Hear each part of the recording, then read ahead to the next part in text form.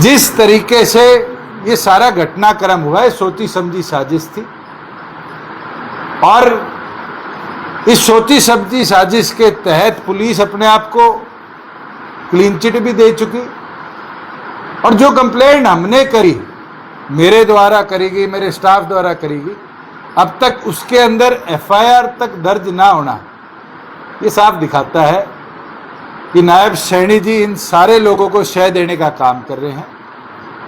High court के अंदर हमारी अर्जी मंजूर होगी और आज एफिडेविट के लिए एसपी को कह दिया गया है। 30 अगली तारीख है। लीगल लड़ाई तो हम लड़ लेंगे, मगर आज हिसार जिले के साथियों के साथ जो सामाजिक तौर पर हमने छात्र हित की लड़ाई लड़नी है उसके ऊपर चर्चा भी हुई और आगे की कार्रवाई भी हम तय करें। और ये आप सबको भी बता देता हूं कि मेरी किसी एक व्यक्ति विशेष से लड़ाई नहीं है। ये लड़ाई इस सिस्टम के अंदर जिस प्रकार से पुलिस प्रशासन का रोल रहा है या जो षड्यंत्र उनने रचना चाहा 16 तारीख की देर रात से लेके और 17 तारीख की दोपहर तक, उस सिस्टम को सुधारने का और जिस तरीके से एक घटना की साजिश रची गई उसका पर्दाफाश करने की लड़ाई को हम लड़ते रहे। और मैं ये आपको विश्वास के साथ कह देता हूं, ये मेरे 6 साथियों को जो प्रताड़ित किया गया, इनको भी पूरी तौर पर न्याय दिलाने का हम काम करेंगे। ये बेगुनाह है, कोई ऐसा आरोप नहीं था कि आधी रात को बंदूक लोड कर इनके घरों के अंदर से इनको अबडक्ट किया गया। इसके विरुद्ध में भी लीगल लड़ाई जो हमारे यहाँ लिटिगेशन लोकल कोर्ट में होनी है बीएनएस के माध्यम से, उसको भी हम आगे ले जाने का काम करें। सर, हाईकोर्ट में आपने कोई याचिका लगाई है, उसके अंदर क्या मतलब आपकी तरफ से कहा गया है? याचिका की कॉपी ऑनलाइन मिल जाएगी, आपको पढ़ो, अच्छा है, आपको भी समझ आएगा एक एक पहलू का कि कैसे 17 तारीख को जो साजिशन कदम उठाए जा रहे थे। क्या 333 गमला तोड़ना भय है? शायद इतिहास में पहली बार होगा कि 2 गमले तोड़ने, दीपक तो कल 4 वापिस दे आया, 2 गमले तोड़ने पर 6 लोगों को बंदूक तानकर अरेस्ट किया जाता है। इसके पीछे कुछ और राज है और समय अनुसार समाज के बीच में उन राज्यों को भी हम पर्दा साफ करें। मेरे को आज तक कोई नोटिस नहीं आया, मेरे स्टाफ को नोटिस आया था और उनने लिखित में रिप्लाई कर दिया था कि हम आउट ऑफ स्टेट है, अगर आपको 10 बजे वीडियो कॉन्फ्रेंसिंग के माध्यम से हमारे बयान लेने हैं तो आप ले सकते हो। उसके बाद आज तक कोई भी पुलिस द्वारा दोबारा किसी इंक्वायरी के अंदर सम्मिलित होने की बात नहीं करेगी। मैं तो हिसार बैठा हूं, बुला लेते तो मैं तो आज बयान दे आता।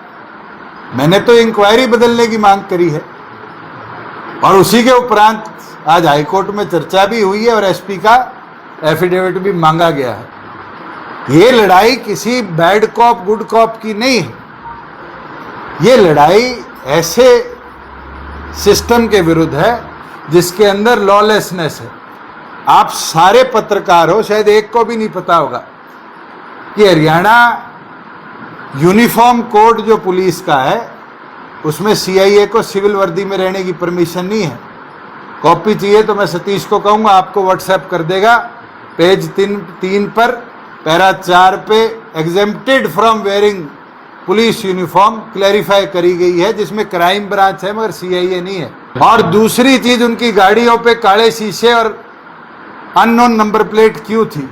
मैं तो आपके माध्यम से आज सारे हरियाणा के साथियों से आग्रह करता हूं, आपको कोई भी पुलिस बीकन लगी गाड़ी काले शीशे और नंबर प्लेट जिसका ना हो वो मिलती है, मेरे ट्विटर पे डालिए।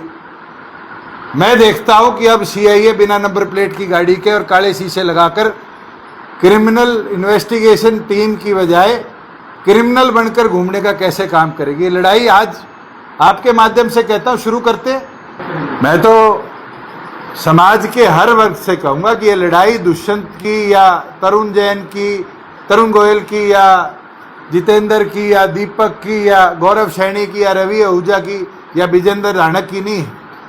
ये छात्रों की लड़ाई थी, इसको डाइवर्ट मत करो। आप लोग ही मुद्दा बदल के बैठे हो। हम तो आज भी कह रहे हैं कि ये यूनिवर्सिटीज के अंदर जिस तरह का दुर्व्यवहार चल रहा है, और मैं आपके माध्यम से भी कह देता हूं सारे छात्रों से हाथ जोड़कर, सोमवार है, ये लोग रोकने की कोशिश करेंगे। अपने कॉलेज यूनिवर्सिटी से एक दिन अपने हित की लड़ाई के लिए लड़ने के लिए क्रांतिमान पार्क आने का काम करो। पुलिस अत्याचार करेगी तो 100 सहन है, मगर इस तरह से आवाज दबाने का काम करेगी एक भी सहन नहीं किया जाएगा। लोकतांत्रिक देश है और लोकतंत्र के अंदर सबसे बड़ी ताकत आवाम की आवाज, और उसी को लेकर हम लड़ाई लड़ेंगे।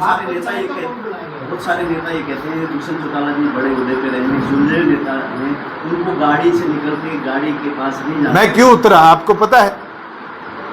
अगर कोई मेरी गाड़ी को 3 किलोमीटर तक रोक रहा है और फिर अंत में रोक के गाड़ी से उतर के आ जाता है, तो क्या मैं उससे पूछने भी जाऊंगा कि किस कारण मेरे को रॉन्गफुल रिस्ट्रेन किया है? इतना डरपोक हूं मैं? भूपेंद्र हुड्डा के गेट पे पहुंच गया था, आपको याद होगा, याद है नहीं है, जब इनने HCS की भर्ती के अंदर घपला किया था। अगर अपने हितों के लिए लड़ना नहीं सीखोगे फिर किसके हितों के लिए लड़ पाओगे? मैंने कोई अपराध कर दिया, मेरे हाथ में कोई वेपन था, मैंने किसी तरह का थप्पड़ चप्पू मारा, मैं तो उतर के गया। जब अगले भागने लगे तो चढ़ के पूछूंगा तो सरी क्या बात होगी? अगर उनके मन में चोरी नीति थी तो हरी शर्ट वाले आदमी को क्यों छोड़ के गए पीछे? उसको तो गाड़ी में बिठा लेते, जो उनके ड्राइवर के पिछली सीट से उतर के आया है। वो तो पुलिस ने माना है, मैंने तो नहीं बोला उस गाड़ी से उतर के आया था, वो तो पुलिस मानती है कि कोई राजकुमार नाम का ESI पिछली सीट से उतरा था। और क्योंकि वो लोग अपनी बात कहकर निकल लिए, अगर बात कहकर निकले थे तो अपने साथी को तो ले जाते। गलती करी थी ना, SP को गलती के ऊपर एक्शन लेना चाहिए था, नहीं लेना चाहिए था? जब मैं उनके ऑफिस में गया नहीं लिया। वो लड़ाई एक है, कानूनी तौर पर हाईकोर्ट में लड़ लेंगे हम, मगर आप फिर मुद्दा पलट देते हो, भटक देते हो। लड़ाई जो है वो छात्र हितों की है। आज हमारे यूनिवर्सिटी सिस्टम में जिस तरीके से पॉलिटिकल सोच को वन साइडेड घुसाया जा रहा है उसके विरुद्ध है, और उस लड़ाई को हम लड़ेंगे। किशन जी, ये जो 27 की छात्र महापंचायत है, इसमें मुद्दा सिर्फ छात्रों का ही रहेगा, BJU का ही रहेगा? बिल्कुल रहेगा, और चाहे पंचायत कह दे सारी यूनिवर्सिटी के आगे पक्का मोर्चा करना है, तो हम सारी यूनिवर्सिटीज के आगे पक्का मोर्चा करेंगे। कुछ नेताओं को आपको समर्थन भी मिला है, जबकि बीजेपी के प्रवक्ता बोल रहे हैं कि सब फेमस होने के लिए।